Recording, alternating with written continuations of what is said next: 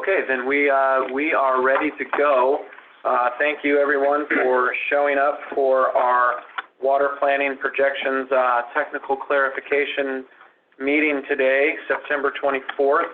It's roughly about 10:05 in the morning. Why don't we go to our agenda?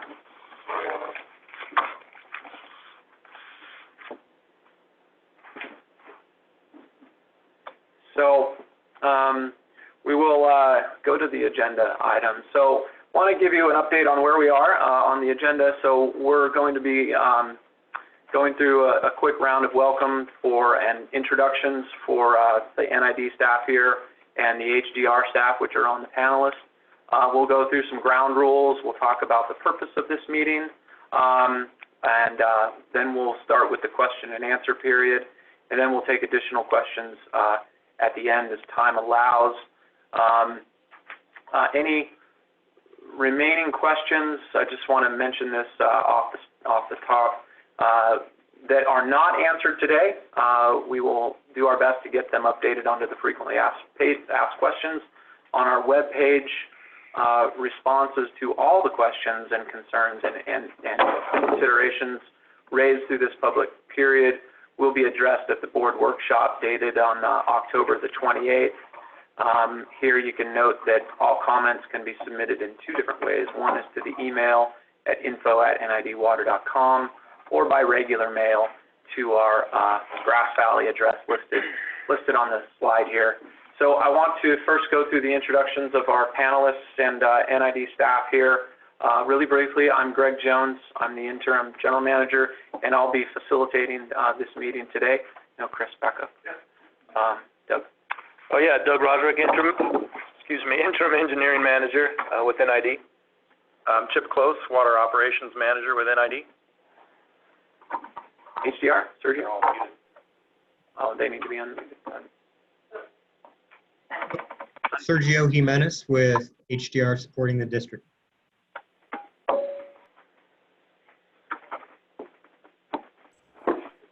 This is Megan Leyenberger. I'm a water resources engineer with HDR. I'm Shanna Adams, professional engineer, water resources engineer with HDR. Great. Thank you all very much. Okay, we'll go to the next slide, Chris. So welcome everybody. We've got a couple slides here of just some ground rules. This is a Zoom meeting. There's the login. Obviously you're looking at it if you're watching this presentation. There's an audio call in with a webinar ID. These are listed on the NID website. We ask that you put yourself on mute when you are not speaking. And then if you want to raise your hand towards the end, and I'll explain this in a second, that would be a *9 to raise your hand, and then a *9 again to lower your hand. Next slide. So a lot of words here, but I wanted to cover sort of the basic premise of the meeting and some of the ground rules that we'd like to impose and ensure that we have a fruitful conversation for the next period here this morning. So thank you all who have submitted questions thus far. As of yesterday at noon, we received over 13 pages of questions and or comments. Many were questions, some were general comments. Some have been duplicative and or we determined between yesterday and now that we've been unable to answer in today's format due to perhaps time constraints or certain additional research that we would have to do that we didn't have time to get to before today. We anticipate, though, taking those questions and updating our frequently asked questions as appropriate and as soon as possible so that you have answers to those questions that we don't cover today. Some of the items that we've identified out of these questions are really not technical in nature, and that's the point of today's meeting. So we will be bringing those questions and comments to the October 28th board workshop. The process for this meeting, we have roughly 25 questions that we identified through your submissions as of yesterday. Out of respect for those who had taken the time, and thank you for that, put your questions in writing and sent to our email address as of yesterday at noon. We're going to go over and review these questions first. Some we've amended for brevity, You'll notice during this time, we are asking, and we will have all participants muted, so we will be going back and forth between answering these questions from staff at NID as well as HDR, and we'll cover each one of those 25 questions.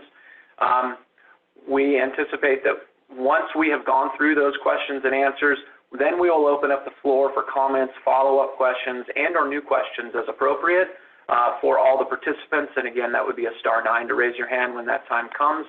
I am moderating this meeting.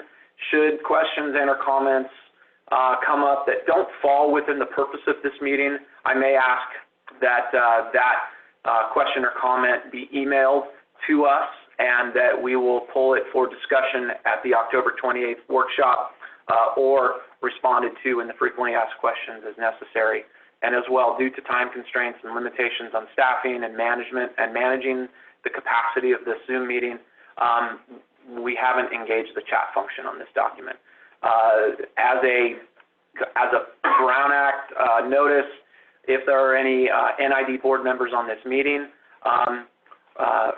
this is not a NID board meeting. Rather, this is an open meeting for the public to ask clarifying technical questions. In order to avoid any Brown Act violations, we respectfully request that any NID board member who is present in attendance to submit those questions in writing and refrain from speaking at this venue. Next slide. So the purpose of this meeting, the purpose is to have HDR and NID staff answer technical and or clarifying questions, including the development, assumptions made, and the modeling used for the water planning projections of the supply, the demand, and hydrological technological memorandums released to the public on August the 27th. Again, this reminder, remaining questions and comments that are at the end, we will do our best to answer them in fax. On our website, there's the link. You can email the ones that we don't have today to our email address, mail them to our mailing address, and we will do our best to answer these questions and bring all issues to the October 28th board meeting workshop at that time. The final date for those comments and questions must be received to NID by October the 12th. Close of business. Next slide. All right, welcome, and I will be reviewing the questions online or on screen. You will be able to see them, and then we'll open it up for answers. So next. Question number 1. Why is it that none of the upper division dams, conveyances, and reservoirs are mentioned in the water demand model projections update? And then what about the environmental demand in the upper division? Chip, we'll take that. Okay, good question. Thank you for that. The easiest and most direct way to answer that is to say the upper division dams and conveyances are supply facilities and don't have any consumptive customers. Therefore, they're not included as a demand in the analysis. Now, the environmental flows and demands in the upper division are included in the analysis and are summarized in the document on page 25, and they are included. With that, I can pass it to HDR to see if they have anything else they'd like to add.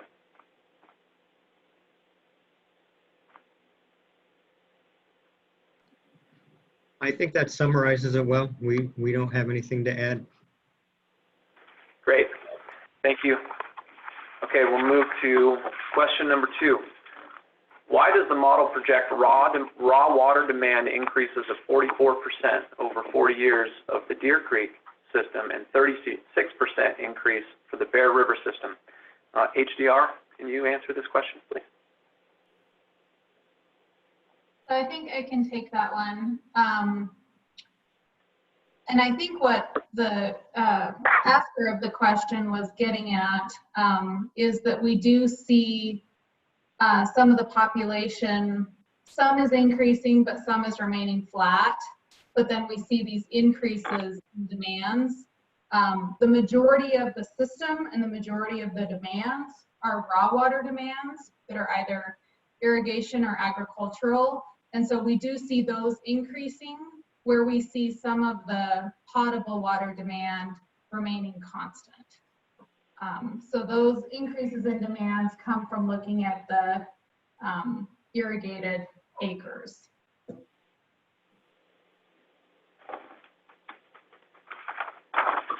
Okay, thank you for that.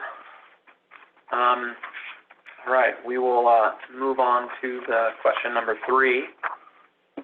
And again, for those listening in, just want to reiterate that we're going through these questions with participants muted. Please note if we can always come back to these questions if there's something that within your question that you asked to us that we didn't quite touch on or hit on that you want to come back to after we go through these 25 questions. We should have an opportunity to do that. So question 3, how do you account for significant and unpredictable future events such as catastrophic wildfires, pandemic, causing economic recessions, rolling blackouts, and PSPS events? Chip, do you want to take a shot at that? Sure, I'll take a shot. I appreciate the question. And the best I can answer that is to say that is the point of these documents. These TMs are providing the input to our water planning models, and the models are living documents that have many variables, essentially a bunch of knobs and switches that we can adjust and plug into the model as things change. As real-time conditions change, we can adjust the model to reflect the current conditions and then move on from that point. Additionally, I'd like to say that some of the unpredictable future events that are pointed out in the questions are probably very short-term, and we will just for those real time, but keep in mind this planning document we're working on is a long-term planning document, and we will adjust it as necessary and as conditions change. And I think I just want to reiterate that, Chip, that, yeah, I agree. Several of these, in terms of blackouts and public safety, they are an incredibly short duration, and since this is a document that we're looking at for 20, 30, 40, 50 years into the future, the impact to those is going to be very minimal with regards to our overall demands and projections into the future. But as Chip said, this is a living document, so if we get into a large recession or a pandemic, God forbid, that lasts multiple years, then we can make adjustments to that and continue to work with that document as we move forward. Great, thank you. HDR, Sergio, Megan, do you have anything to add to that? I do not. No, thank you. Great. Thanks a lot. Okay, we'll go for question 4. The minimum environmental flows below Rollins Dam are captured by Combi Reservoir. Why are these flows considered lost in the system? Chip, you want to? Sure. Well, the question actually is correct in that the minimum environmental flows below Rollins are indeed captured by Rollins Reservoir and reused by NID. Therefore, captured by Combi Reservoir and reused. So therefore, those flows are not part of the loss to the district environmental flows that are included in the calculation. However, the flows below Combi Reservoir, the in-stream flows required there, are indeed lost to the district and are included in the environmental flow calculation. HDR, do you have any comment on that answer or that question in particular?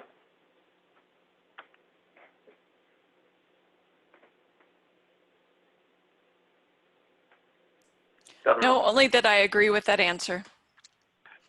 Thank you, Megan. Appreciate it. Okay, the next question, question number 5. Where is the data demonstrating how much, where, and why the environmental flows are lost to the system? HDR, can you take this one? Sure, I can answer this one. So we are tabulating how much environmental flow requirement is unrecoverable. So it's at the downstream end where there's no NID facilities, either storage or diversions downstream, that they'd be able to use that water. So it was tabulated for throughout the system, and it includes locations on the Middle Yuba below Milton Diversion Dam, in Wilson Creek below Wilson Creek Diversion Dam, Canyon Creek below the Bowman-Spalding Diversion Dam, Texas Creek below the Texas Creek Diversion Dam, Clear Creek below Clear Creek Diversion Dam, Fall Creek below Fall Creek Diversion Dam, Trap Creek below Trap Creek Diversion Dam, Rucker Creek below Rucker Creek Diversion Dam, Bear River below Lake Combie, and Deer Creek below Scotts Flat Reservoir Dam. Great. Thank you. Anything we want to add on this side? Okay. Okay, moving on to question number 6. When talking about the agreed upon environmental flows, it states, quote, "These minimum flows are not recovered and therefore factored into demand estimations." The Water Supply Memo, Table 3.1, notes the environmental flow requirement again. Is this subtracted again to determine the shortage? HDR, do you want to take this one?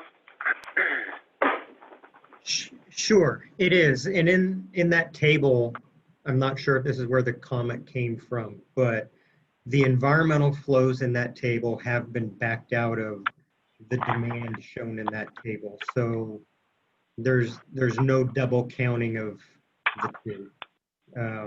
But yes, it has been subtracted out. Great. Thank you. Any comments on that? Okay, we'll go to the next question. Number 7. Why didn't we compare the last 10 years of actual data to the projected to confirm if the trend supports the correlation of these two single data points from 13 and 18 years ago? And I believe this is in reference to the demand TM under section 4.2. HDR, can you? Sure. So this section actually summarizes the model that was developed under the previous 2011 update and the efforts that were done under that. However, the last 10 years are included in the current update. They include several dry years relative to average conditions. Those dry years are incorporated into the current model, and they affect the projected trend as such. And along with the actual data over the last 10 years that affect the trend is calculated in the model. We also look at the growth trends and land use trends, and those also affect the overall projected demand trends. So the way this modeling works, the projected trends are never going to exactly match what you've seen historically. And that's why you develop a high and low bracket typically for this type of modeling, so you can capture those scenarios. Having said that, we could go back if NID wants and compare those two data sets, the original projected and the actual data from the last several years.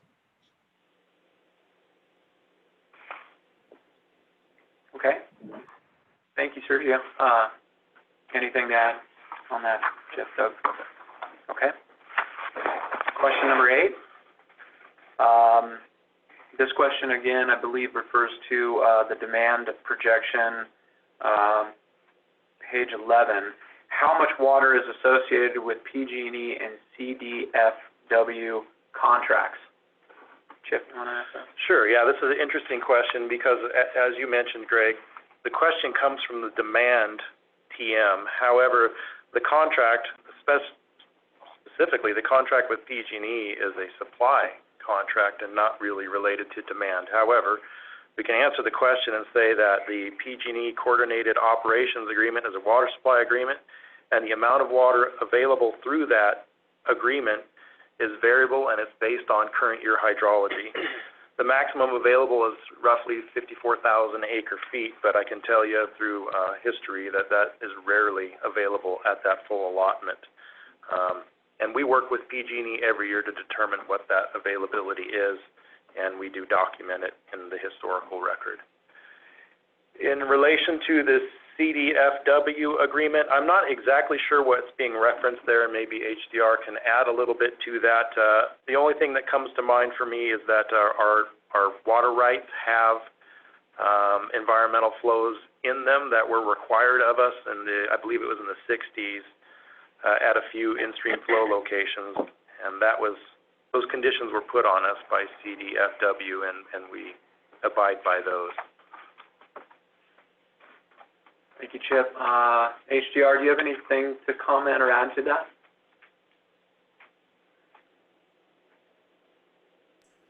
No, nothing to add. Okay. Thank you. We'll move over to question number 9. This as well is a question within the demand section. It was referenced as page 25. Can you clarify if average flow or peak flow values are included in the total demand value? Doug, can you answer that? Sure can. That's a great question. So both the peak and the average flows were calculated. The peak flows are utilized in the future planning and design of districts' infrastructure, their conveyance systems. So when we look to upsize culverts or replace culverts or siphons, we're using that information, the peak flow information, to be able to size appropriately to meet the demands of the future. Whereas the average flows are used to derive the total system demand, which is then used to evaluate the adequacy of our existing supply. So the short answer is the average flow is used in the total demand value, but the peak flow is important for being able to design and size our infrastructure appropriately. Great, thanks, Doug. HDR, any comments or things to add to Doug's update? No, that's right. Doug covered it. Great, thank you. The next question is kind of a four-part question. We did our best to consolidate. There was a series of questions here that kind of duplicated on itself, and it has to do with the Placer County population. So I'm just going to read them, and then I'll hand them over to HDR to answer sort of all of them, either individually or all combined. Does this analysis separate out the NID district boundaries from Placer County? What is the population growth in the NID portion of Placer County? What is the raw water projected demand in the NID portion of Placer County? Does the TM assume any expansion of NID service area in Placer County between 2020 and 2060? HDR, can you take a shot at answering this question? Sure. So the first bullet, did we separate out the NID district boundaries from Placer County? We did not. It's broken out by, say, canal segment, soft service area, mutual water companies. The model doesn't specifically break out the county boundaries within the district. Second bullet, what is the population growth and NID portion of Placer County? Again, we didn't look at that specifically or calculate per the county area within the NID boundaries. Third bullet, what is the raw water projected demand in the NID portion of Placer County? Following from the other two, since the counties aren't delineated within the model and the data isn't broken out on county boundaries, we don't have the demand projected by the county portion of the NID boundary. And finally, does the TM assume any expansion of NID service area? The model does expand the soft service areas within the district boundary. It does not expand the district boundary itself. Shanna, is there anything you want to add to that, or do you think I covered it? You know, I would just add on that third bullet, the raw water projected demand in the NID portion of Placer County. So the demands are broken down by, like you said, by canal or watershed or treatment plant. So that would take a little bit of digging, but we probably could, you know, get to a general demand for that portion of the county. And then I guess I would just be curious with regard to this question, if there's a specific you know, issue that they're getting at is the NID boundary in Placer County. You know, should those growth projections be different than the countywide projections? You know, so maybe want to dig in a little deeper on that. But no, I think you covered everything else really well. Thank you. Great, thank you. Anything we want to add on this end? Maybe just clarification, and HDR, feel free to jump in or respond. With regards to the portion within our district, when we overlay that, we're taking into account the zoning and the planning purposes within the area of the district that we're looking at. So you specifically look at zoning within the district in terms of developing the demand numbers. Is that accurate? That's right. Yes. Yeah, that's a good point. Those are done on a parcel by parcel basis. Right. Great. Thank you for that. Appreciate it. We'll go off to number 11. In the water demand projection model update, table 6-3 shows a 10% increase in annual demand for every decade. According to NID records, the actual demand from 2008 to 2017 decreased by 15%. Why and how do you arrive at a 10% per decade increase over the next 40 years? HDR, can you answer this? Sure. So table 6-3 does show the 10% increase. We don't show earlier in the model a decrease historically, and I guess it would depend on what the reader was looking at in the model. We do show there is a decrease in potable water demand, but that's a very small component of the overall water demand in the district. And overall, historically, at least over the data we've updated in the past 10 years, there's actually an increase in total demand by the district. So that is going to play into the projection over the next 40 years. Shanna, anything you want to add? No, I don't think so. Okay. Great. Thank you. Doug, anything we want to add to that? Okay. We'll go ahead and go to the next question then. Number 12, why are there inconsistencies in the number of years used in the projections? Some use 2060 and others use 2070. Doug, you want to take a shot at that? Yeah, so the reason is that is we wanted to be consistent with the U.S. Census Bureau and the California Department of Finance population projections, and those only go out to 2060. So we didn't want to try to interpolate or expand out the 2060 numbers into 2070. We wanted to use the information that's currently out from those two agencies. HDR, any thought on that? Is that consistent? Nope, that's exactly right.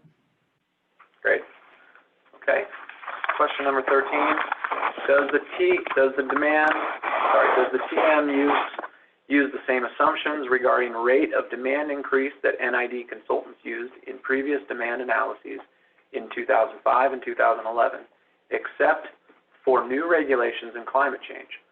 Are there other differences in methodology between the 2020 demand projections and the previous analyses?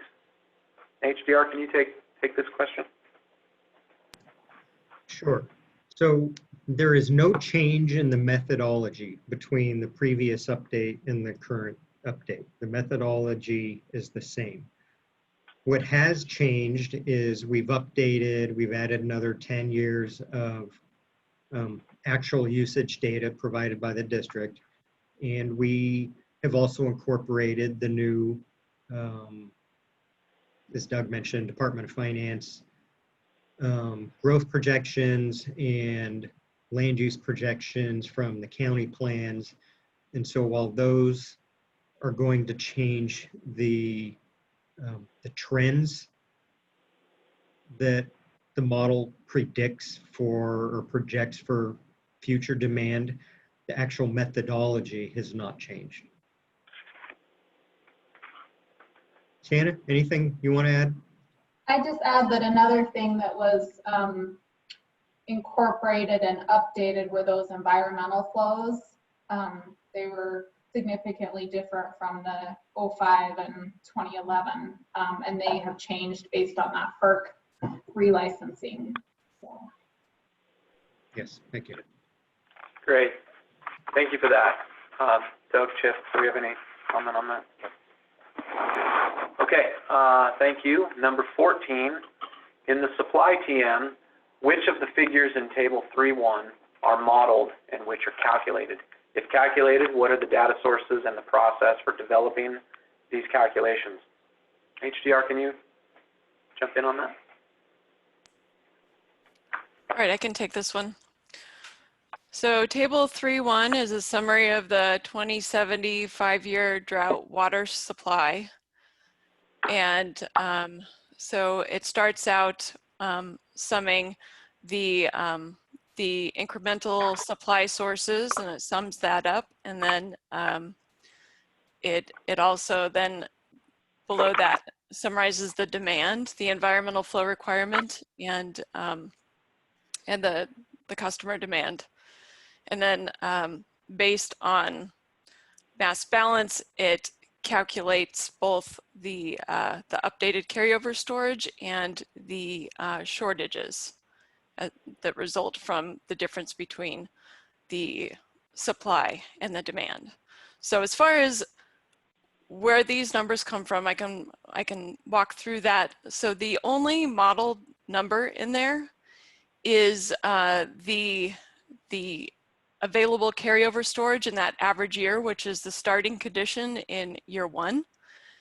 And that is based on the reservoir operations model with the 2070 median hydrology and the updated 2060 demands and the projected FERC conditions, so the new environmental flows. So we ran that for the period of record, which was water years 76 through 2011, and then whatever the carryover storage was on October 15th in each year of the model, those values were all averaged together. And so that was what in this table is the 7,500. So that was the initial starting carryover storage for this analysis. And let's see, what else can I tell you? So essentially in each one of these years, the total supply is calculated, and then based on the drought management plan, the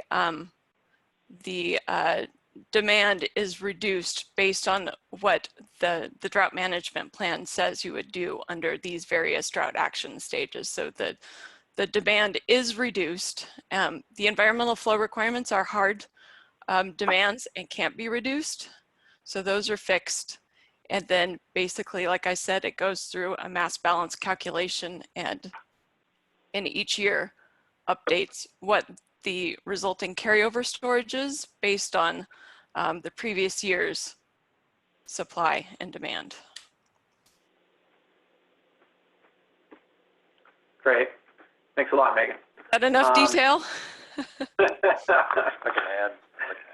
Sure.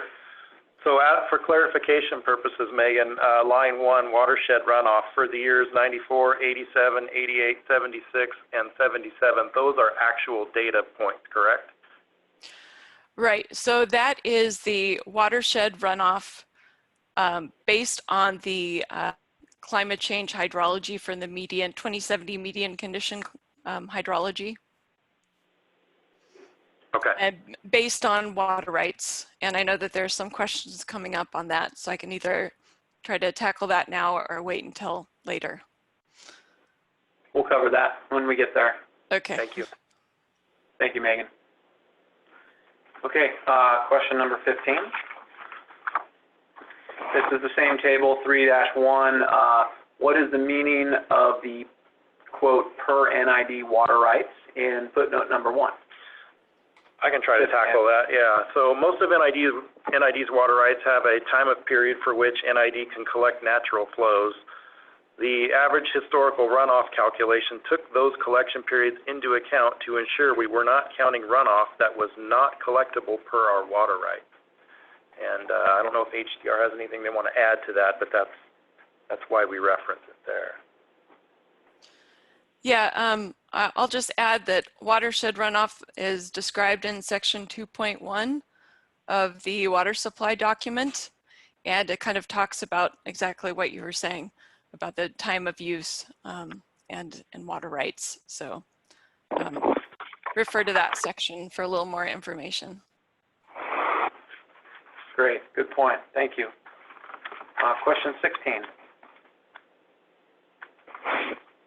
Please explain the rule curves used in the modeling that govern carryover storage for each of the NID storage reservoirs. HDR, can you explain that?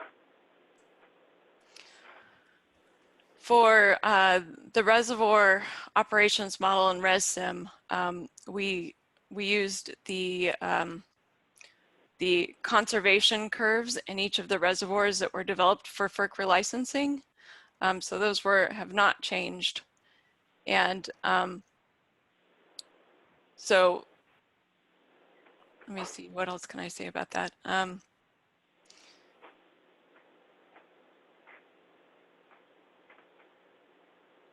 But as far as like the analysis in table 3.1, the rule curves or the conservation curves don't really apply to that analysis. That was just strictly a mass balance analysis that, you know, was the difference in the supply and the demand to update the carryover storage from year 1 to year 2 to year 3 and so on. Okay, thank you. We'll go to the next question, 17. This has to do with the demand. TM on page 11, the required flows are listed as 27,900 and 58,800 cubic feet per second. Should it be acre feet per year? I believe the short answer to that is yes, indeed. It should be acre feet per year. I think we can go to the next question, 18. We will make that adjustment. On page 22, and this references the demand TM again, the text mentions 6 NID treatment plants, and the figure 5.9 shows 7 NID treatment plants. How many treatment plants are there? Chip, you want to answer? Sure. Yeah, so during the time period of the analysis of the data that was utilized in these TMs, the district consolidated and essentially downsized its treatment plants. At one point in time during the beginning of this process, we did have 7 water treatment plants. At the end of this process, we're down to 6, and that's because we took the Cascade Shores water treatment plant and consolidated it into the Elizabeth George system. I should also point out that there are other references in this document that say we have that we analyze 8 treatment plants, and that's because we take the district's current 6 treatment plants and we also analyze the city of Grass Valley and the city of Nevada City's water treatment plants because we supply them water as well. So hopefully that helps to clarify some of that for you. Okay, we'll move on to number 19. What was your rationale for picking the 5 worst years on record and using them in sequence for calculating water supply projections? Why did you pick this methodology? You want to take I'll take a crack at it, and HDR, feel free to jump in here.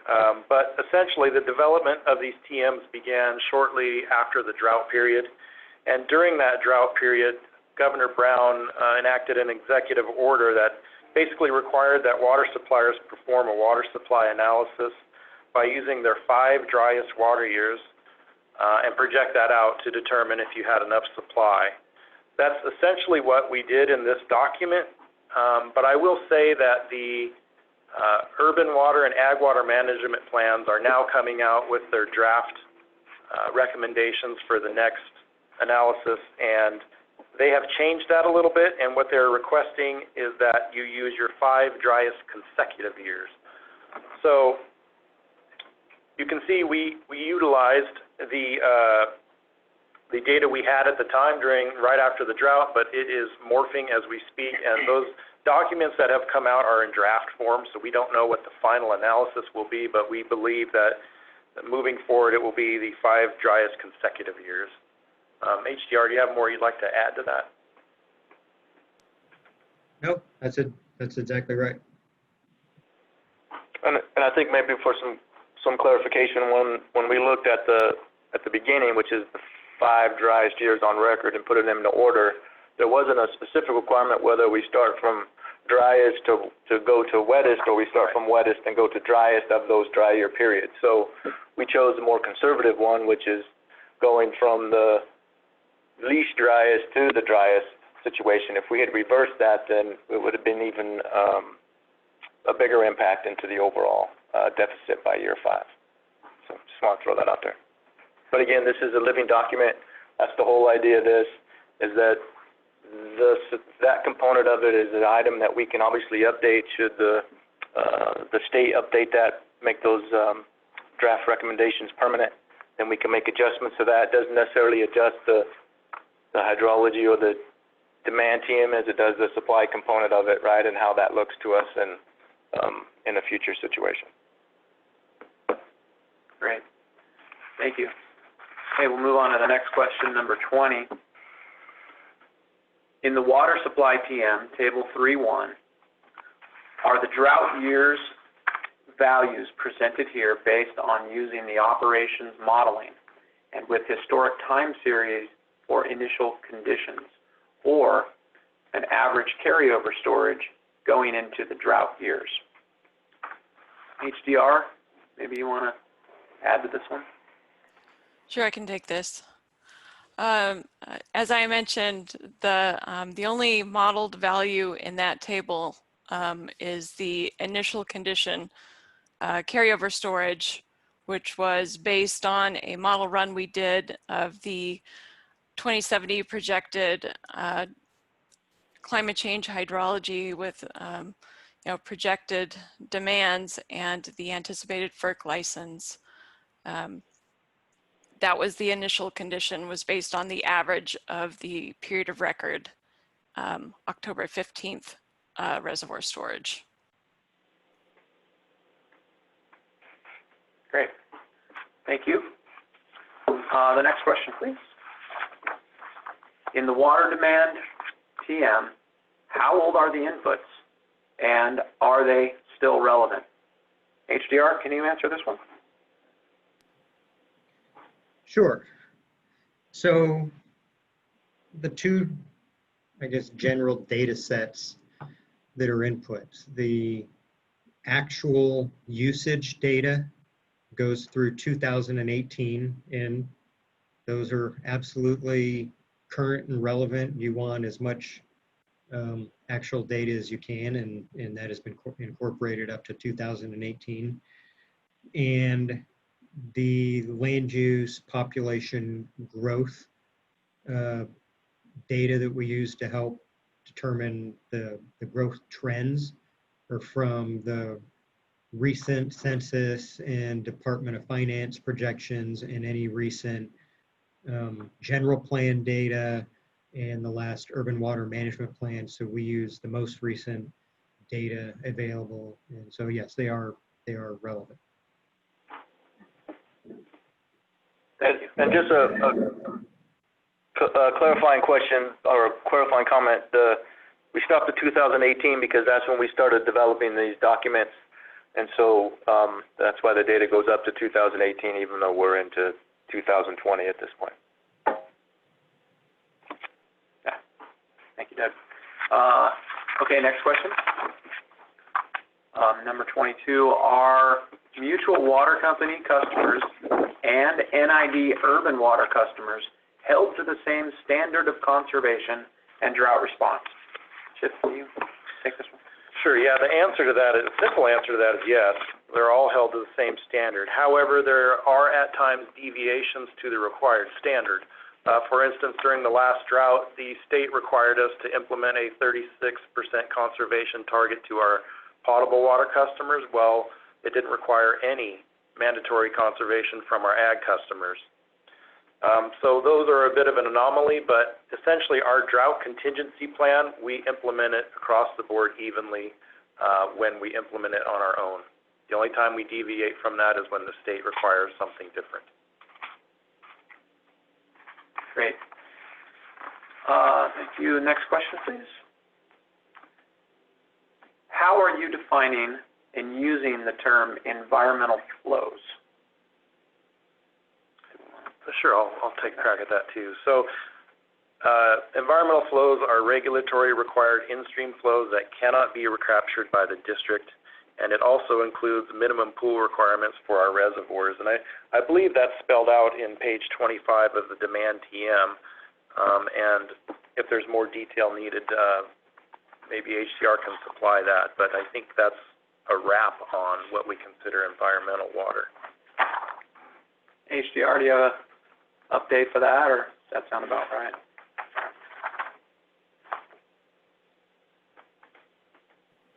No, that sounds right. Megan, do you think there's anything you want to add? No, that sounds right to me. Great, thank you. Last couple questions here, and then we'll be opening it up for the public. Why is there no mention of the higher probability and frequency of flooding in the hydraulic TM? Should it be addressed in these TMs? Doug, you want? Yeah, sure. So the district is not a flood agency. We don't operate our reservoirs for flood control purposes. It is strictly for water supply, storage, and release. And those documents that we're developing and using are planning documents for the future based on our demands and supplies. And so there's not necessarily a reason why we would be talking about the higher probability and frequency of flooding in the TM, because again, it's not something that we operate our facilities to. They will fill and then spill, so any additional water coming in once they're full will just continue to spill on down through the system. Great. Any update on that, HDR? Does that sound about right? I've got one thing to add to that. I would say that by modeling the carryover storage with the ResSim model, that somewhat captures this change in the frequency, well, not the frequency of flooding, but the reservoir conditions as the result of climate change, where runoff is spikier and occurring earlier in the year. It does have an impact on the carryover storage, and so that is somewhat captured in our modeling of the carryover storage. Thank you, Megan. I believe our last question, how do the various consumption factors interact? Is it applied water based on crop type and irrigated acreage versus canal flow data versus consumption values obtained from customer billing? HDR, can you take this item? You bet. So I'll take this one. It's a good question.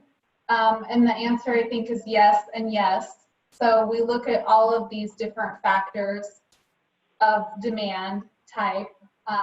You can kind of break them down into two big categories. You have your raw water demands, and those are determined based on an evaluation that includes the canal gauges, the crop survey reports, losses, and then looking at the total acreage, also including current land uses and future zoning. And then the other big category is treated water, and that analysis is based on the actual customer billing data, and then those mutual water companies and treatment plants, also losses, and also that per customer demand that we kind of talked about earlier. So I guess the question is, how do the various consumption factors interact? I don't know that they interact so much as they're just kind of additive. So we take all those demand factors and add them together. And in the model, they are kept separate, and that's done, you know, so that we can adjust those. So we can look at a low scenario, we can look at a high scenario, we can play those out into the future, and then we can also kind of see how sensitive those changes are. The other way that the consumption factors might interact is timing, and that's kind of why we pull out the winter time usage from the summertime usage. But yeah, I think kind of the answer to that is yes, we're looking at all of those different factors. Great, thank you, Shanna. Okay, let's go to the next slide. So I really want to appreciate and thank all of you that took time over the last number of weeks and submitted these clarifying questions. We hope that this was helpful at this time, and we did our best in a short period to kind of rejigger and put these up here. Now we have some more time left. It's just shy of 11 o'clock, so we'll open it up to the community online, and we're here to answer questions that either refer to some of the 25 questions that we just went through. If there are further questions and clarifications that you'd like from any of those questions that we just went through, please feel free to, it's helpful to reference the question number if you can. That way we can go back to it and look at it. And if there are additional questions that we didn't cover, like I say, we do want to keep this to technical clarifications from the TMs, methodology, and the like. And I still we'll try to keep us on track for that. We've got some more time. We've got roughly another little over an hour. So we have approximately 25 or 24 people on the line. So please, I see some hands raised, and we'll just start going down the line. If you can keep your comments and thoughts to a couple minutes, we'd like to cycle through people and make sure that we get as many questions asked and answered as possible. Again, this presentation will be up on NID's website very soon. We're going to try to take these questions and answers and put them into frequently asked question forms so that these can be referred back to, and look forward to it. So I guess the first online here is Mikos. If your hand's raised first, so Mikos, you're unmuted if you want to go ahead and submit a question. Sure. I submitted a series of questions, 7 of them, and contained in a 4-page analysis, and I didn't see any address or you're addressing any of those questions, so I'm wondering what happened. I'm still prepared to ask them if you haven't seen them, but I did submit them in the time frame requested, so I'm wondering why they weren't addressed. Yeah, I appreciate that, Mikos. We did receive your 4 pages of questions. To be quite honest with you, in order to get prepared for this meeting and build the remainder of questions, like I said, we had many different questions, and we tried to work feverishly between close of business yesterday and this morning to ensure that we covered as much as we possibly can. We are going to go back through those questions that we were unable to get to in today's meeting on this call, and we will answer those through the website. And if it's not exactly technical in nature, we will be bringing those forth through onto the board workshop at the end of October. So if you mentioned 7,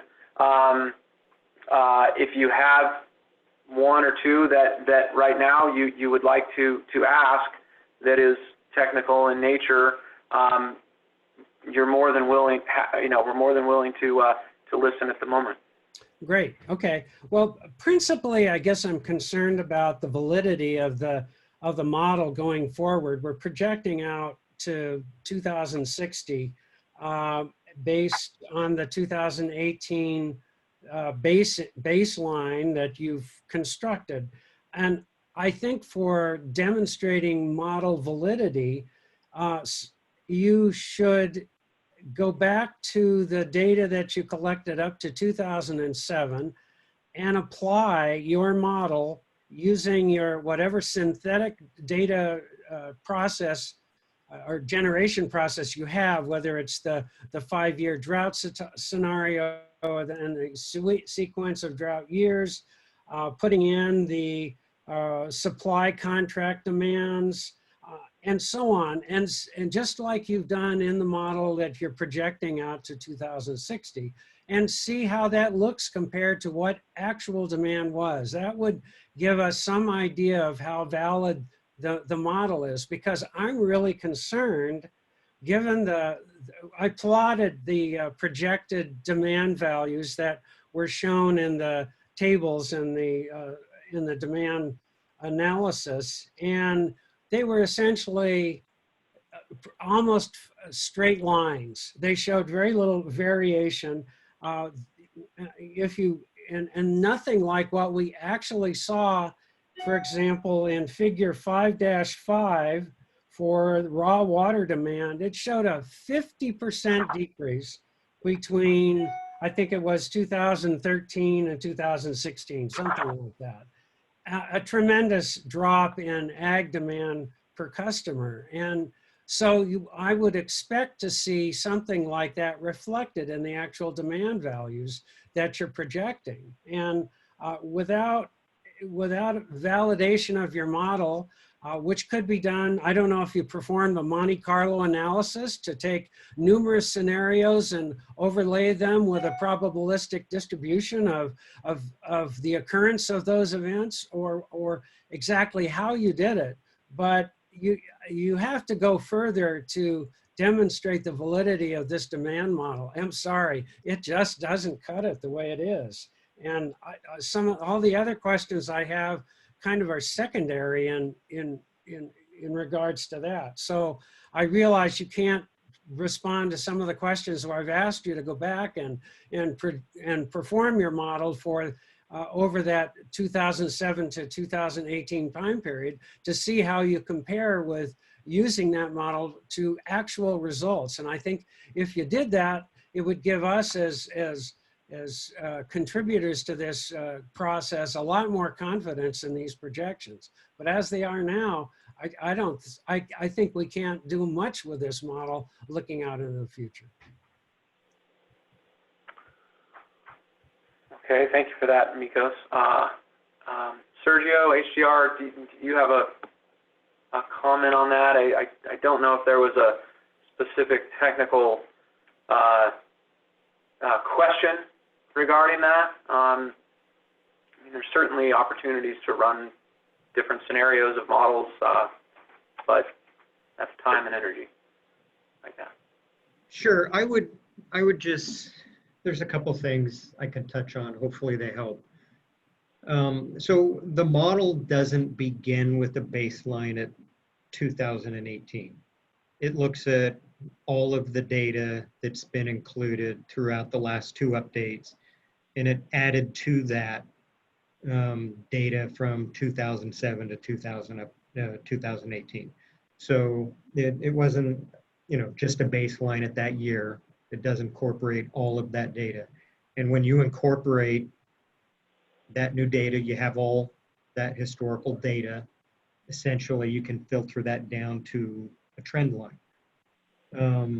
During that period, there were several dry years.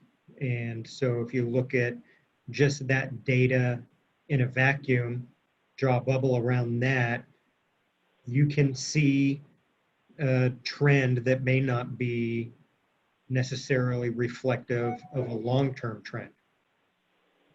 So I'll say that. As far as the projection from the model and basically being straight lines, that's how, I mean, that's how these models work. They're not statistical. They don't use a Monte Carlo simulation. And is, I think Shanna said, that's why you use, you bracket. You can look at high and low values to try and look at a range of predictions in the future. But the data is never going to be, you're never going to see in a projected demand trend the peaks and valleys that you see in actual data. Shanna, is there anything you think you could add to help clarify some of that? I think it's a good question, and it kind of gets to one of the other questions that we had talked about a little bit, and that's looking at the model and comparing it with actual data. I do think there may be some of that we can do, and I think that's a good suggestion. But yes, I agree with you in terms of the peaks and valleys. Those are a little bit more difficult to predict, right? They're typically based on hydrology, temperature, precipitation, those types of things that are pretty hard to predict out, 5, 10, 15 years into the future. So those we don't typically see in these predictive models. One way that we're accounting for that is in the water supply model, where some of the climate change factors that we're seeing are accounted for.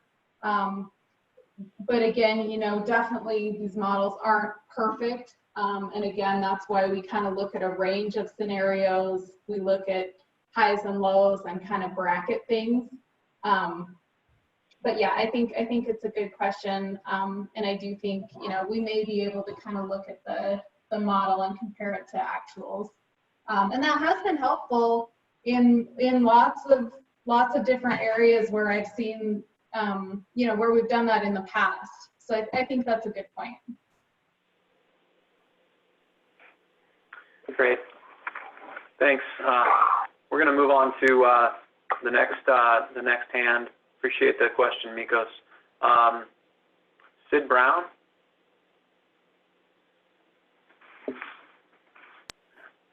Good morning. Hello? Yeah, I just want to make a clarifying comment here. Mikos, I don't mean to cut you off, but I do want to get to some other questions, so I appreciate the question. We'll come back to you as we cycle through the other questions, so I hope we don't mean to cut anybody off, or we want to get to everybody's question that we have time for today. We have a number of hands raised, so we just want to keep moving along. Sorry, Sid. Thank you. Go ahead, Sid.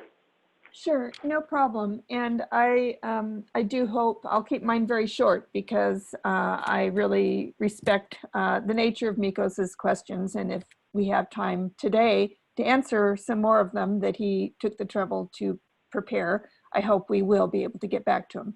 My question really has to do with the demand, and I'm still unsatisfied with this projection of 1% per year. I just don't believe that is in any way justified, and I would really like a little more response about how on earth that number was arrived at, given our current use and knowledge of how things have been done in the past.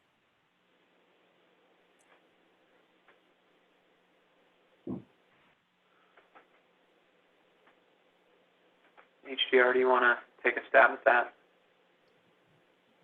Sure, I can take a first cut. I wouldn't be able to right now give you, specific metrics on what goes into, I guess, each component of that growth projection. That would take some time to put together, and we'd have to do that after this. But I just reiterate that the overall demand historically within the district does show an increasing trend. So that's going to drive that increase. And additionally, overall, there's a population growth In Nevada, there's, a minor retraction or holding steady, Nevada County. But those two trends, in conjunction with some of the other factors we talked about, including the environmental flows, which have increased since the last raw water master plan, or what's driving that increase. Shan, is there anything you would add? No, I mean, I think that kind of covers it. I mean, we're certainly just kind of looking at the data available to us, which, like you said, historically, the overall demand has been increasing. There is fairly significant population growth other than in Nevada County. And then those environmental flows out of the FERC relicensing, they're pretty significant. And those are not spongeable. Those are just hard demands. And I will say kind of nationwide, 1% increase per year is certainly not unusual. So I guess I'd be interested to know if you think that those should be flat, or if if there are other factors that we're not taking into account. And again, we're just looking at the available data, presented to us. So yeah, I guess I don't really have. Am I still muted? Yeah, go ahead.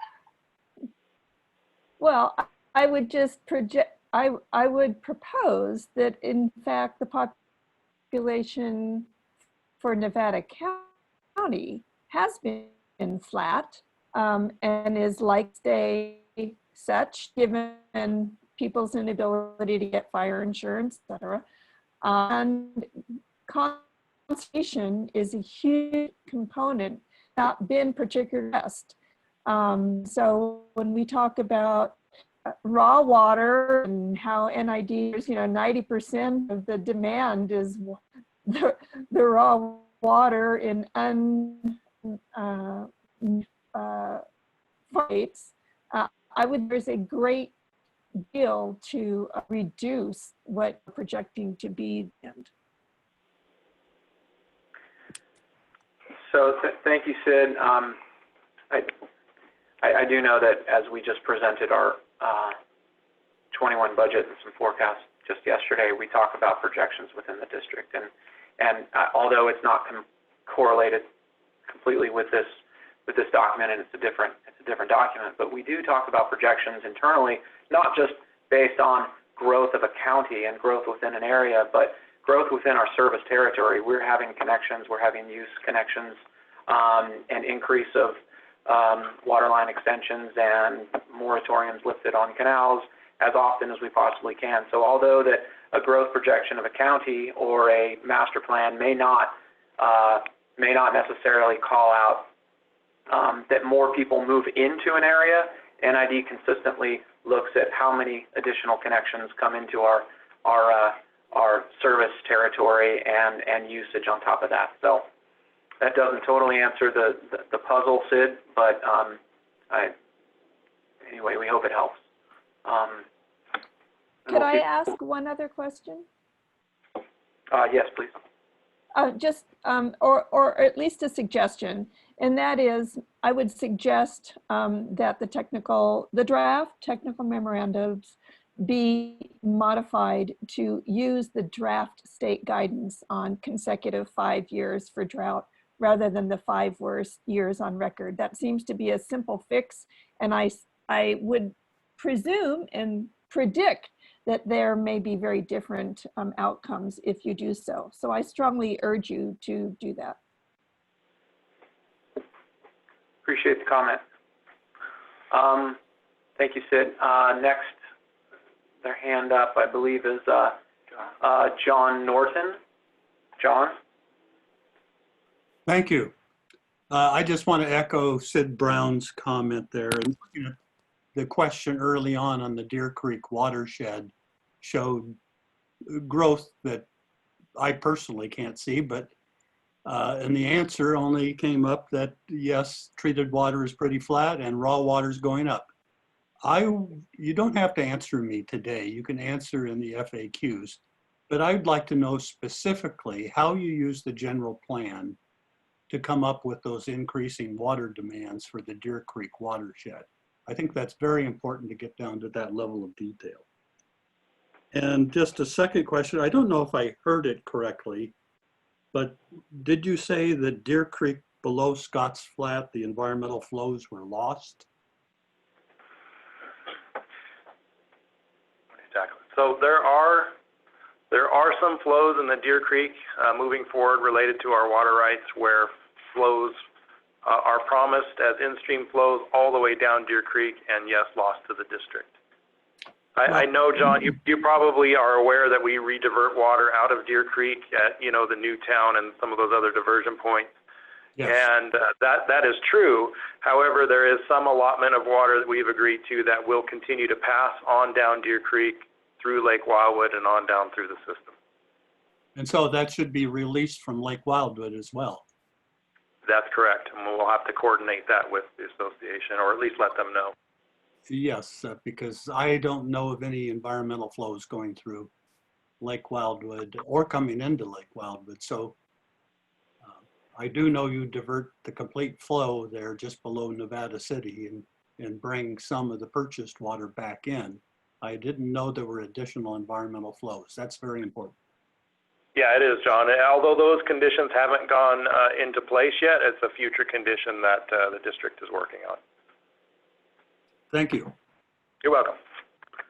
HDR, do you want to answer? Do you have a short answer for John's question about how we utilize the general planning, the general plans specific to the question regarding Deer Creek?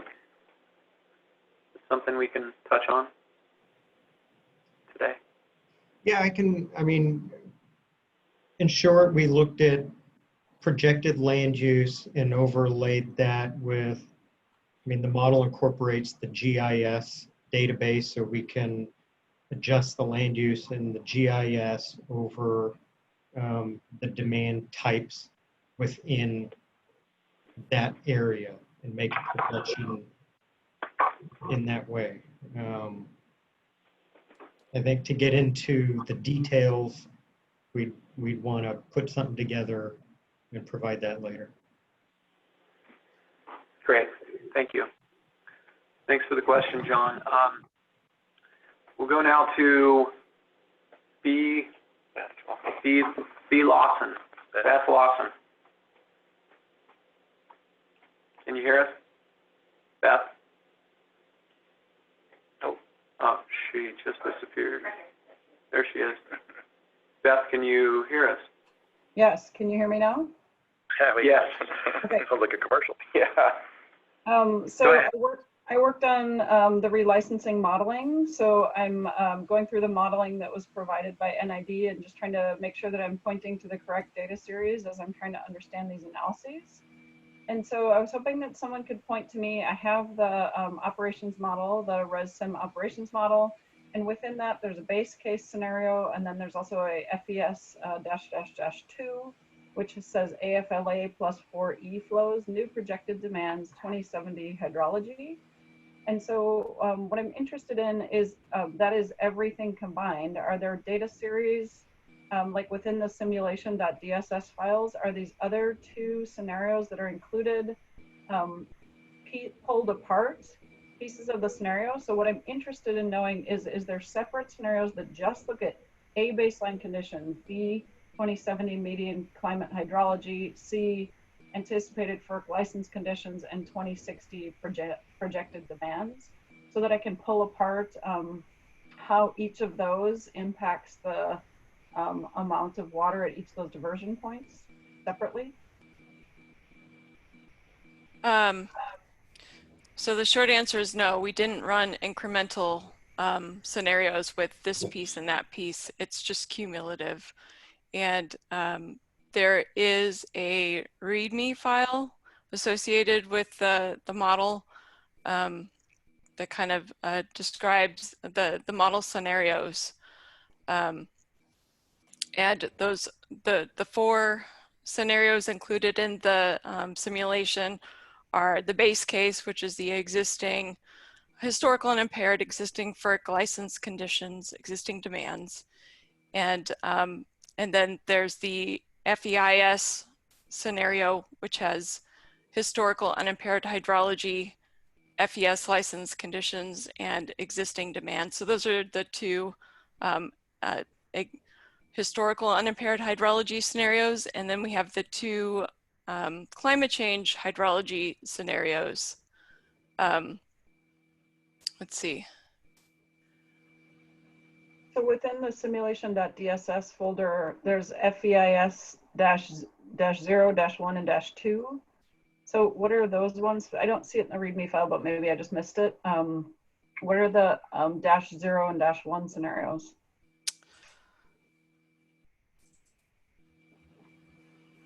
Let me open up the model real quick.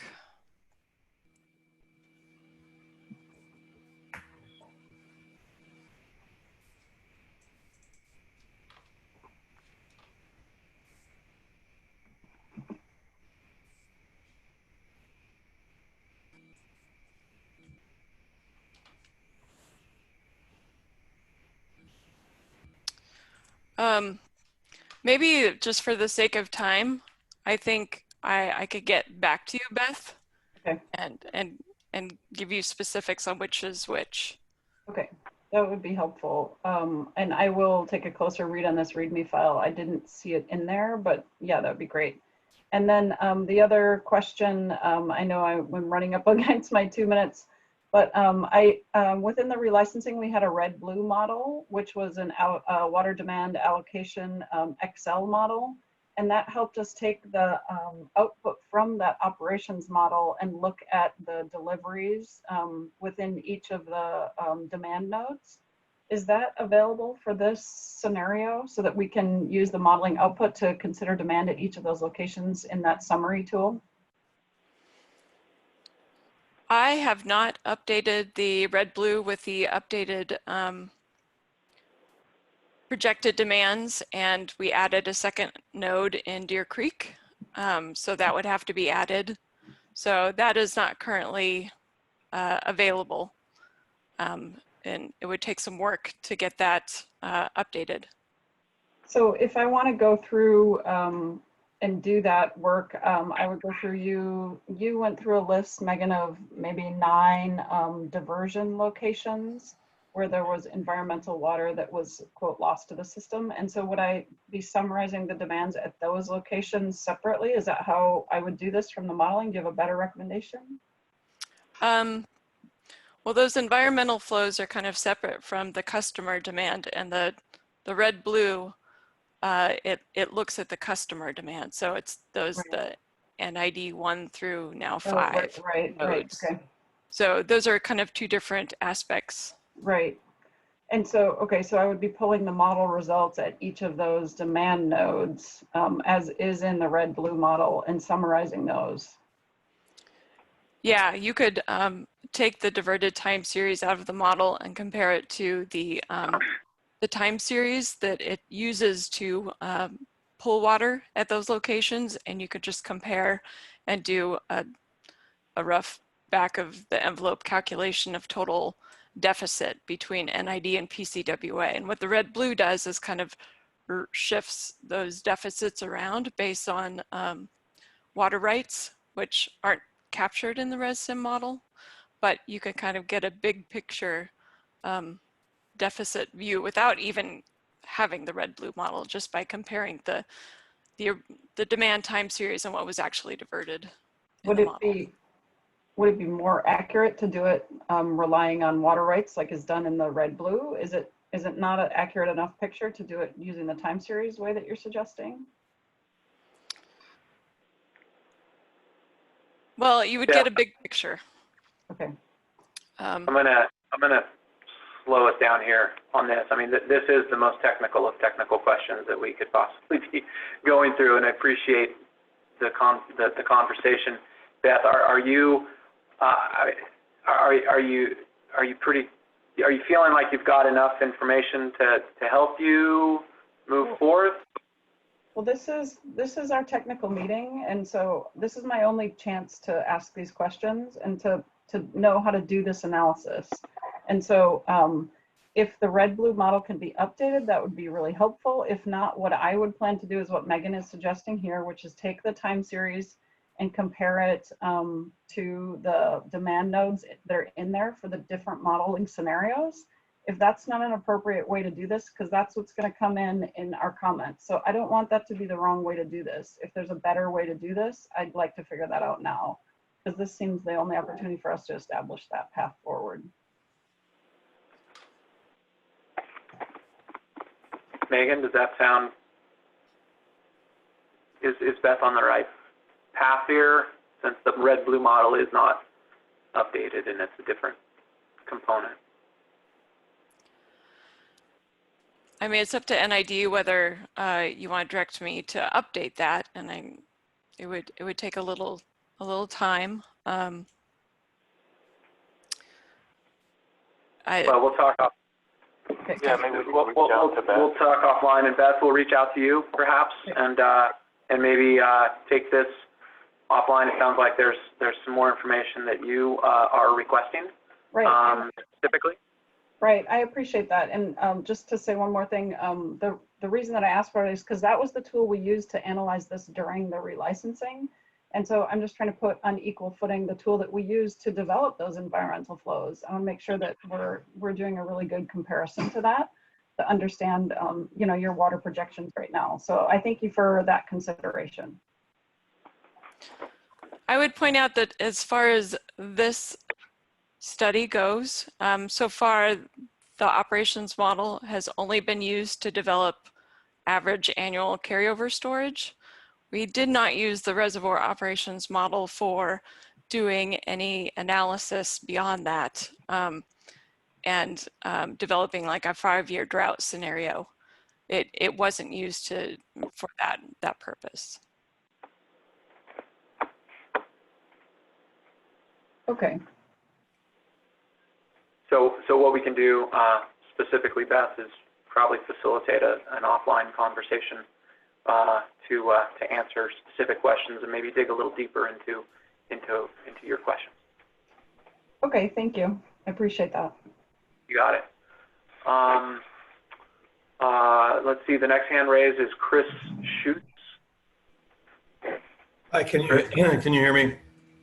Yes. Very good. I have I had many of the similar questions that Beth did, perhaps not on quite as precise a technical level, but similar in the sense of disaggregating the runs.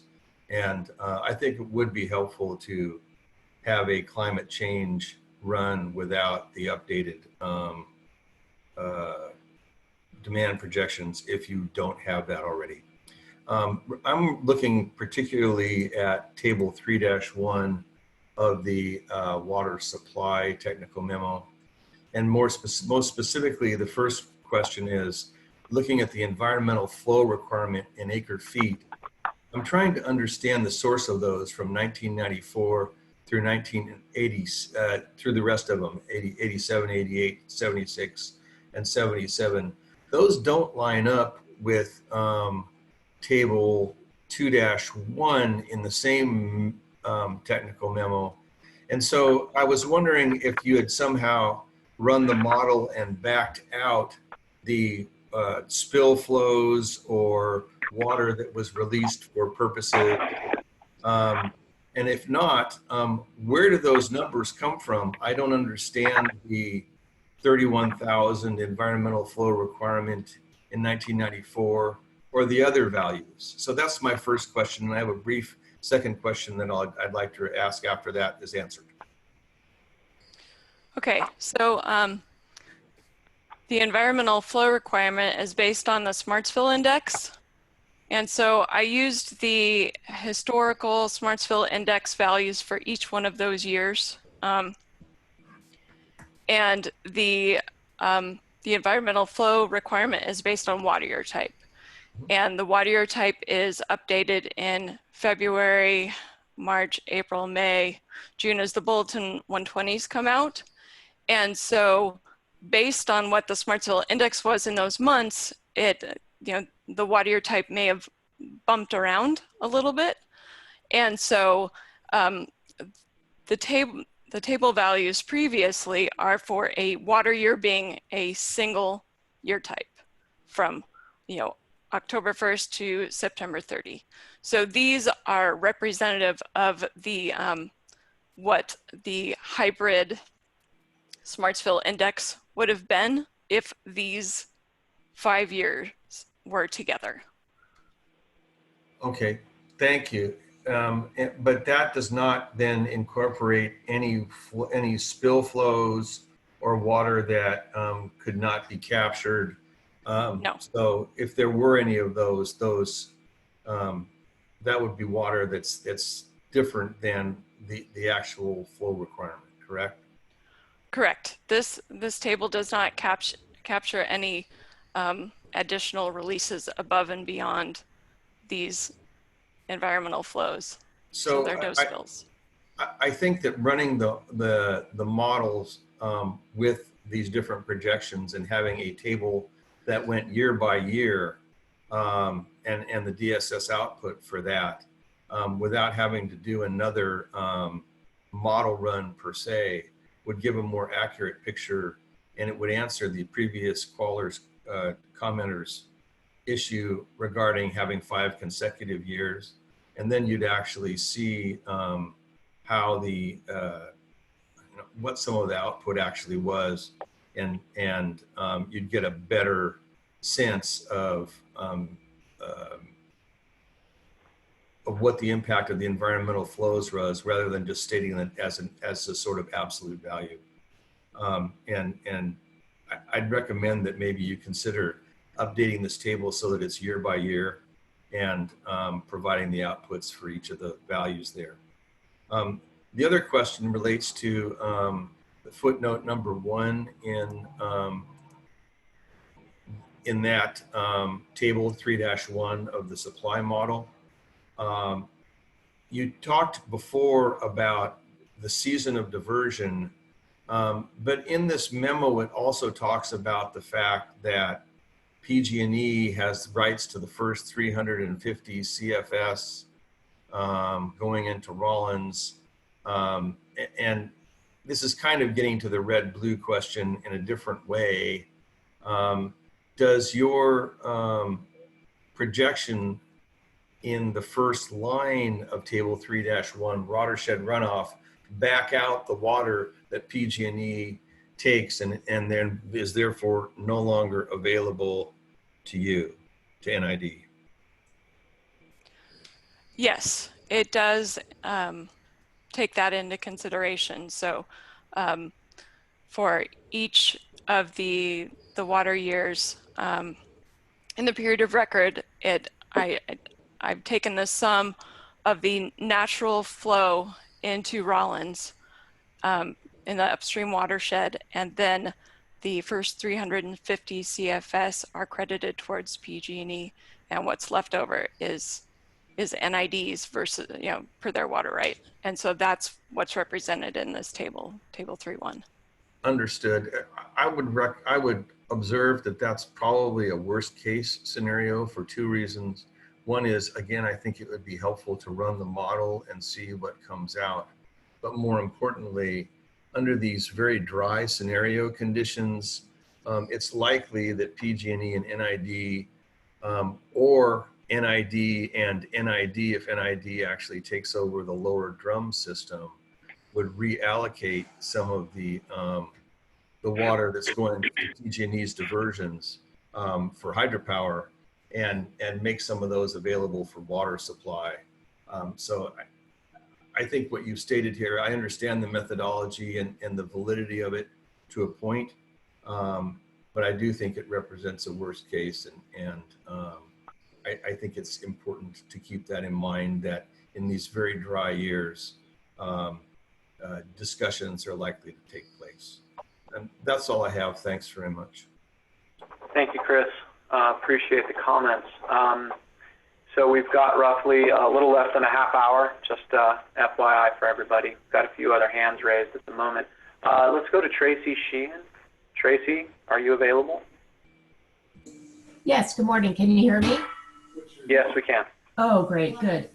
My question goes back to the demand projections and those, I guess that was question number 10. I don't know if we can bring up that slide. Yeah, it's Working coming. on it. Okay, don't worry, I'll Yeah. start talking.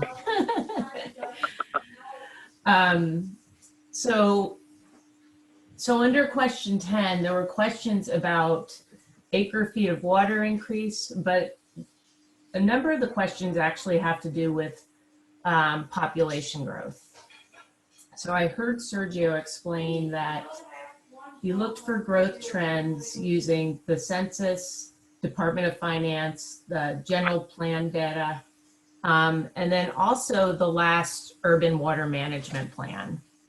And I know we have a lot of questions in particular on the population growth. So, and this is in no way a critique of how the memo is written, but for example, when you open up the urban water management plan from 2015, it shows that NID projected nearly a double in population growth over that period, which I think was 25 to 35 years. So when you used the 2015 IRWIMP assumptions, how are those included in the demand projections you're using here today? And I have another question. HDR, can you maybe answer that question? Sure. By IRWIMP, are you referring to the Urban Water Management Plan? Yes, the 2015 Urban Water Management Plan. Okay, sure. So we used those as best we could, and it was, as I said, it was combined data set, right? Because from Department of Finance, we get it down to the county level. And so we looked at other sources to try and refine what growth trends it'd be within a parcel or within a soft service area.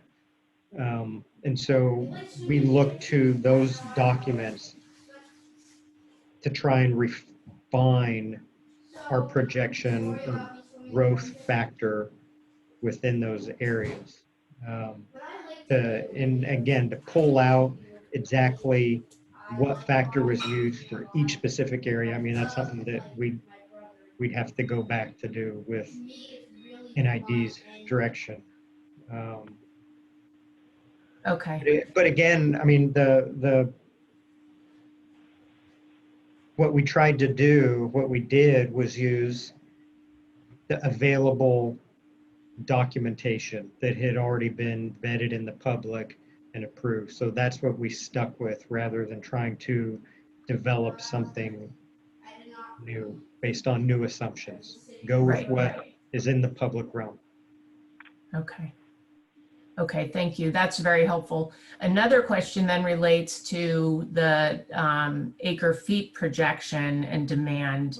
In the Yuba Bear final license application, NID put in a figure for acre feet demand over, I think, up to 2060, and it showed a 43% increase in acre feet demand.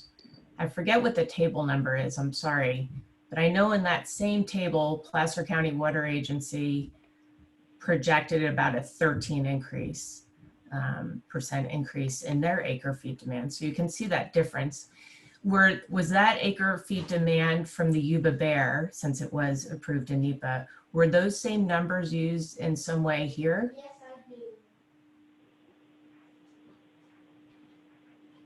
Before we answer, just a second, Megan, before we answer, Tracy, it might be on your end. If you wouldn't mind muting yourself, there's some background. Yep. We have a math class going on in the back room. My apologies. Right on. Thanks. Okay, go ahead, Megan. Okay, so during FERC relicensing, the projected demand scenario was 2062. And at the time, NID's planning documents based on the previous raw water master, or the current raw water master plan, it only projected out to 2032. And so that 2062 projection was based on the 2030 2032 projection of demand and extrapolated out.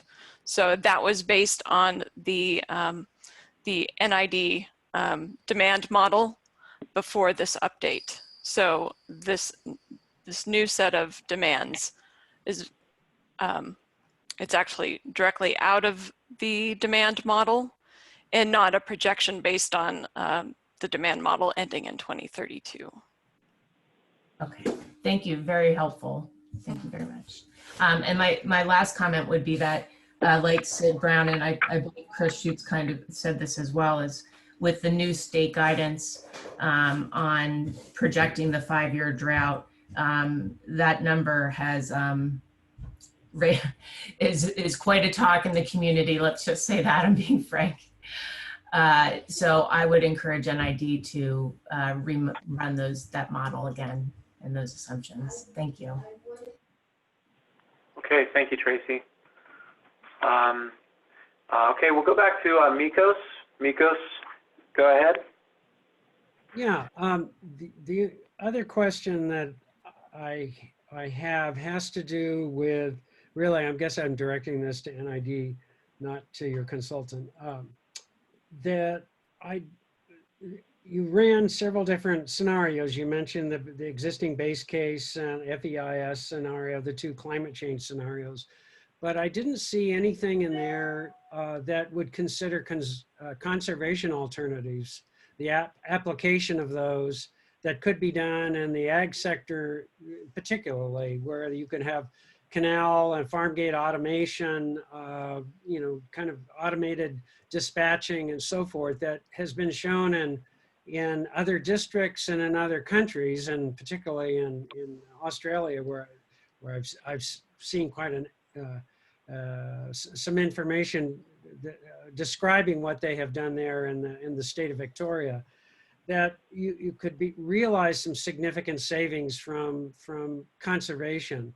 And given what we're all expecting to see as climate change not just fans more fires, but all the extremes that we're seeing, it's very likely that even if not compelled, I think farmers and others are going to be applying conservation alternatives. And so I think it would be a useful thing to have in sort of the underlying demand structure or underlying demand numbers to reflect some conservation alternatives that might yield 10% or 15 or 20% demand savings in the baseline. And so anyway, it's not so much a question, just more as an encouragement that you put that out there, because without seeing that, I think we do have a very worst case scenario and some unrealistic projections. Want me to try to tackle that a little bit? So I appreciate that, Mikos, and I think that goes back to one of the earlier statements we had, in that the model is meant to be a living document with many different inputs available to us. One of those obviously is the conservation factor, and I hear your concerns and your sentiment, and I think the district will have the opportunity to adjust those conservation measures and see how it affects the bottom line and the end result. We also have lots of opportunity to encourage and increase our conservation. So that's something that we will be looking forward to in the future, and I do appreciate the comment. Well, if I could just add one further note. I mean, the elephant in the room is Centennial Dam, and part of what's this analysis is going to be used for is to try and justify increasing reservoir capacity.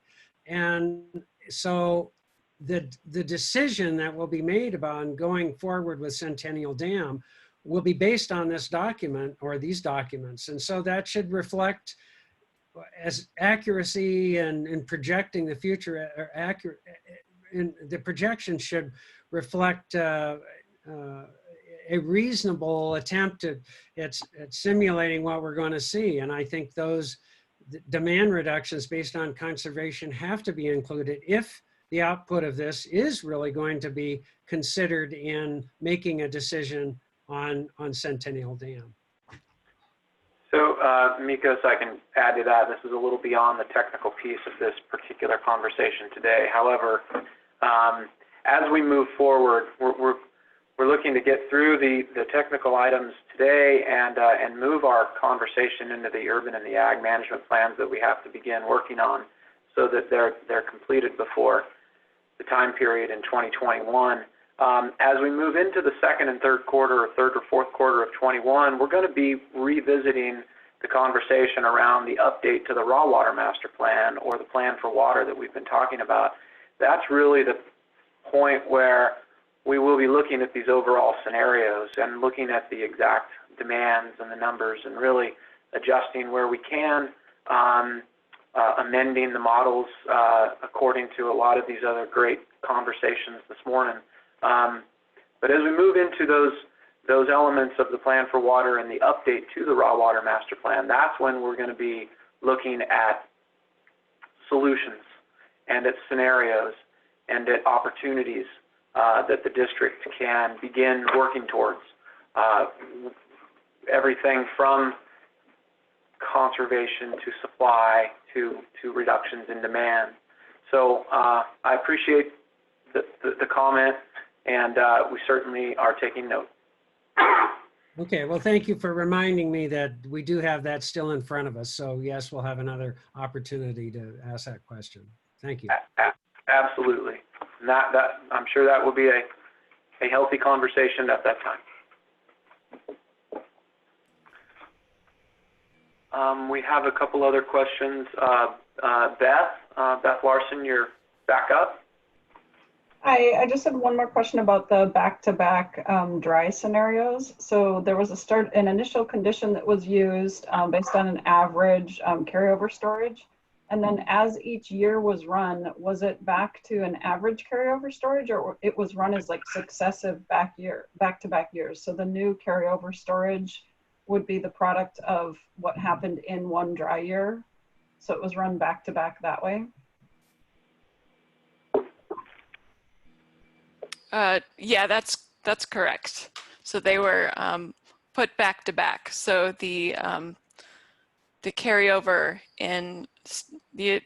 storage starting in 1987, which was 25,126 acre feet, that was based on the results of what happened in 1994. So, yeah. Okay, thank you for that clarification.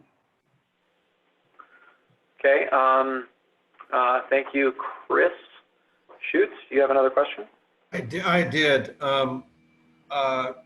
Megan, I believe, mentioned that the water lost to NID considered the tributaries, roughly speaking, to the Bowman-Spalding Canal, Trap, Rucker, etc.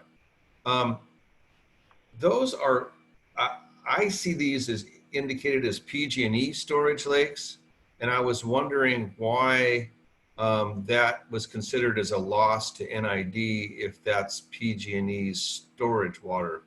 Could you explain that, please?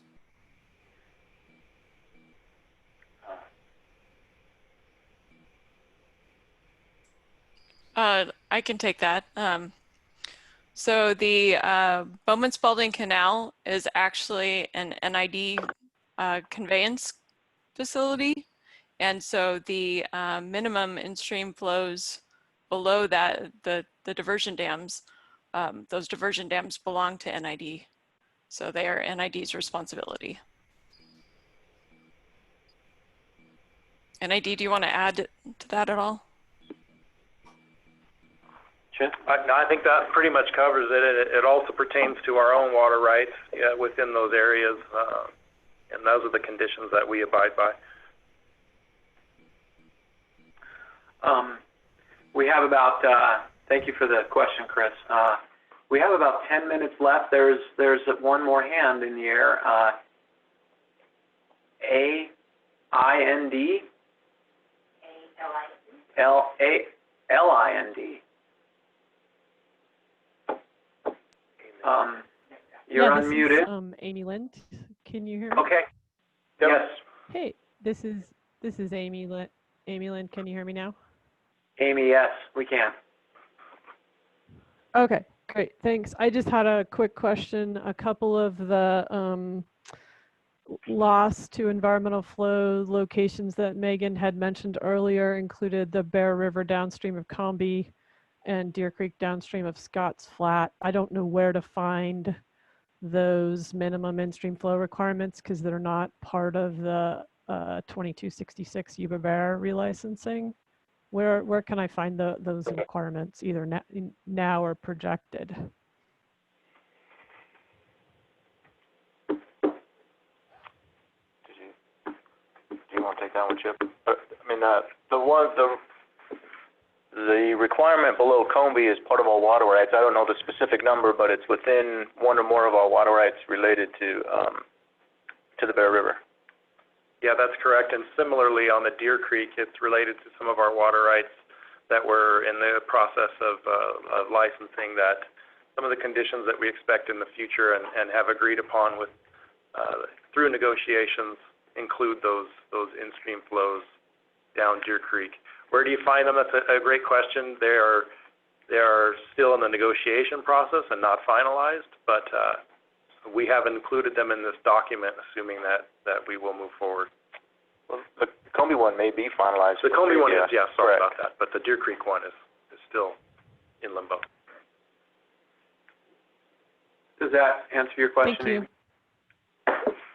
Okay. Yes, thank you. Okay, great. So, okay, we have just about 9 more minutes left on this call. I see another hand raised. Diana, are you there? Hi, yes, this is Diana Suarez. One of my questions you didn't answer was, are you aware of the handbook for water budget development with or without models created by the California Department of Water Resources? And how does this model relate to the water budget methodology put out by the state? I have another question. You talk about environmental flows, and in a water budget scenario, water into the groundwater is not a loss to the system. So how will the new way of looking at things change your methodology and your conclusions? Thank you.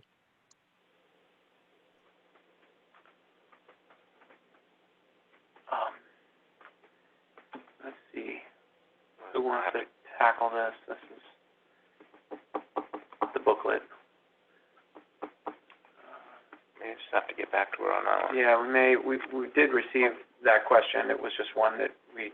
Yeah, I mean, I think it's safe to say that the district's going to follow the water budget analysis through the ag and urban water management planning documents. Essentially, that's what they're going to require of us, and we will follow that.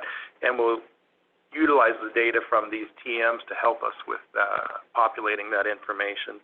And as far as the groundwater, I appreciate the comment that the water lost to the system has the potential to replenish the groundwater. There's some truth to that.